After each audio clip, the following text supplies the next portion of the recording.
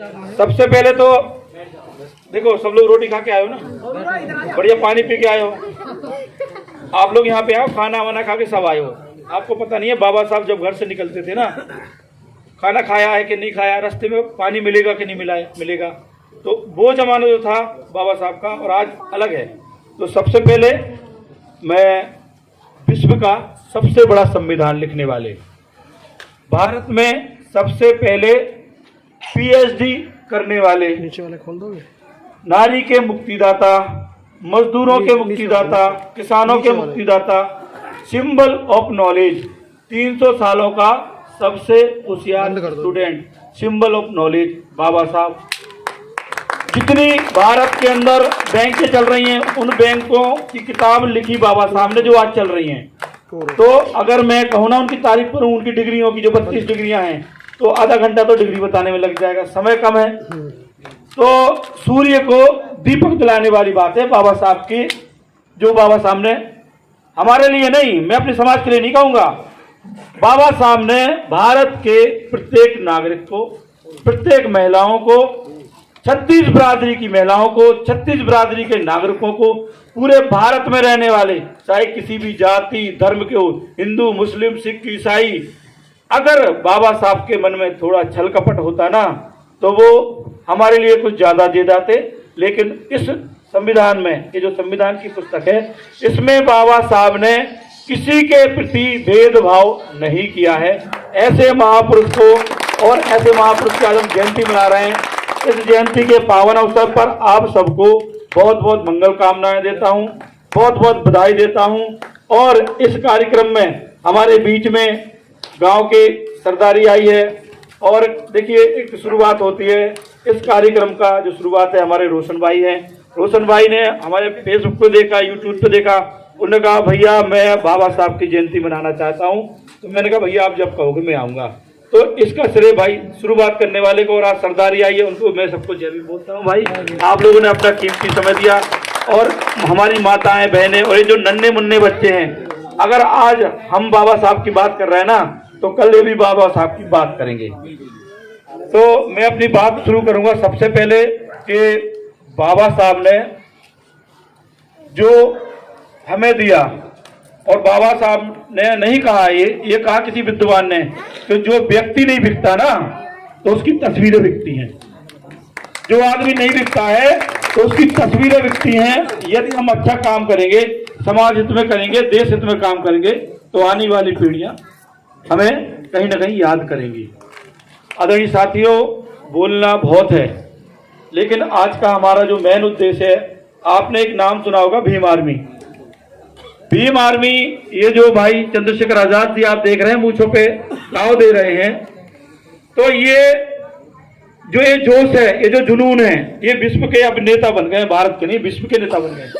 और नेता क्यों बने हैं? क्योंकि जिस तरह से बाबा साहब ने संघर्ष किया, बाबा साहब ने हमें संविधान तो दे दिया, लेकिन अब संविधान है कहाँ? उदाहरण बताऊंगा आपको कि आज अब इस कॉलोनी में बैठे हो, अगर आपके घर चोरी हो जाए और थाने में जब आप जाओगे, थानेदार के पास, पुलिस वालों के पास, तो उससे कहोगे भाई चोरी हो गई है, हमारी रपट लिख लो, तो वो क्या कहेगा? ऐसा है, पहले कल हम आएंगे, देखेंगे, तो भी घर जा। तो आपका वहाँ एक तो नुकसान हुआ है, लेकिन सुनने वाला कोई नहीं है। बाबा साहब ने जब संविधान देते समय कहा था कि ए मेरे देश के लोगों, ये जो मैं संविधान दे रहा हूँ, अगर इसको चलाने वाले गलत हैं तो अंततः ये गलत साबित होगा, और अगर इसको चलाने वाले अच्छे लोग हैं तो अंततः ये अच्छा साबित होगा। तो उदाहरण मैंने दिया है, अगर एक यहाँ पे जो ज्यादातर ये देखा होगा, कभी कहीं यहीं भी शराब की कोई नंबर 2 की शराब बिक रही होगी, जो गलत है, और वो पुलिस वाला अगर वो शराबी जो शराब बेचता हुआ थाने में जाएगा ना, तो उसको कुर्सी देगा, क्योंकि वो हफ्ता देता है। तो गलत आदमी को सम्मान मिल रहा है ना, तो संविधान लागू कहाँ हो रहा है? गलत हाथों के हाथ में। बाबा साहब के बारे में बताना चाहूंगा, क्योंकि बाबा साहब का जन्मदिन है। बाबा साहब ने, जो मेरे भाई ने, आदरणीय ने बताया, संघर्ष तो ये सबको पता है कि जातिवाद, छुआछूत, फलाना, ये सारा वो दर्द बाबा साहब ने। अच्छा एक बात बताओ, आज हम यहाँ पे बैठे हैं, हमारे पास तो घर है, मकान है, पानी, और उतना जातिवाद नहीं होता। अब तो ये कहते नहीं भाई हम सब गले गले मिलकर रहते, लेकिन जिनकी मानसिकता खराब, उनको कैसे सुधारेंगे? उनको हम नहीं सुधार सकते, क्योंकि उनकी मानसिकता पुरानी है। बाबा साहब ने जब उनके कितने बच्चे थे आपको पता है? किसी को? बाबा साहब कितने बच्चे थे? हाथ उठाएगा कोई? बाबा साहब के कितने बच्चे किसी को पता है? नहीं पता ना। देखो बाबा साहब ने जो अपने बच्चे कुर्बान किए हैं, जब बाबा साहब को ये पता चला कि इस देश के अंदर मेरे समाज के साथ इतना बड़ा अत्याचार हो रहा है, इतना दर्द है, बाबा साहब ने जो झेला है ना, वो कहते हैं जो आदमी दर्द झेलता है उसका कहीं ना कहीं लड़ाई लड़ता है। तो बाबा साहब ने देखा कि जो मेरे साथ हो रहा है मैं ऐसा करके कुछ जाऊं, ऐसा करके जाऊं। जब बाबा साहब विदेश पढ़ने गए ना, तो वो टकला गांधी, मैं तो टकला कहता हूँ उसको, गांधी जी नहीं कहता हूँ, वो टकला जब वो गोलमेज सम्मेलन में गया ना, तो रात में एक अंग्रेज भाई आया तो उस समय गांधी जी पैर पसार के सो रहा था और बाबा साहब रात के 2 बजे किताब निकाल के पढ़ रहे थे। तो वो अंग्रेज जब आया तो कहने लगा, बाबा साहब आप तो इंडिया से आप भी आए हो, वो गांधी जी भी आए हो, 2 महीने की यात्रा करके आओ। पहले जहाज तो नहीं थे, पहले तो शिप चलते थे, समुद्र में जाते थे, 1 महीना 2 महीना डूब जाए कोई, बच जाए कोई, पता थोड़ी। कि 2 महीने तुम यात्रा करके आए हो, 2 महीने यात्रा करके आए, तुम थोड़ा आराम कर लो। और वो तो सो रहे, तुम जग रहे। तो उस समय बाबा साहब ने और क्या कहा था कि वो जो टकला सो रहा है ना गांधी, उसकी समाज जाग चुकी है, इसलिए वो सो रहा है, और मेरा समाज अभी सोया हुआ है, इसलिए मैं अभी जाग रहा हूं। बाबा साहब ने वो त्याग हमें दिया है।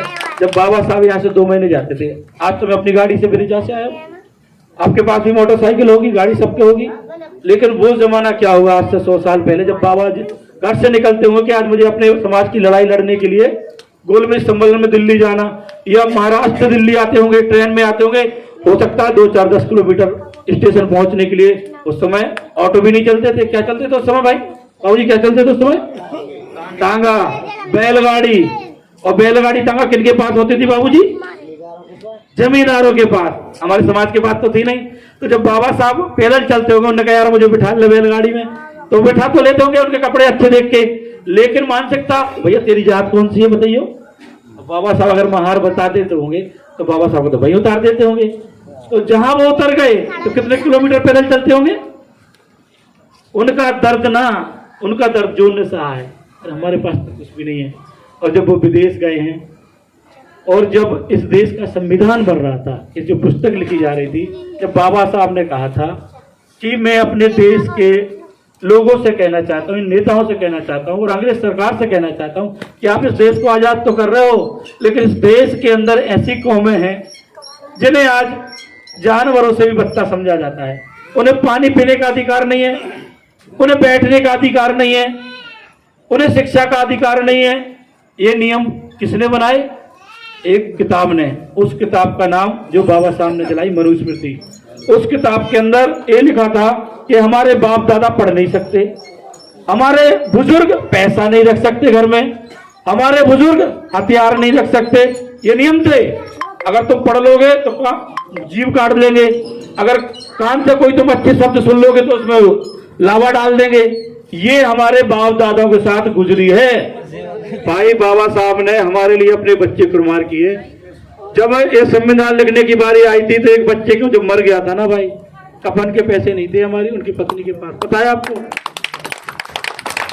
कफन के पैसे नहीं थे, जब उनने अपने बच्चों को कुर्बान करके ऐसा सब कुछ दिया, तो हम कहाँ बैठे यार?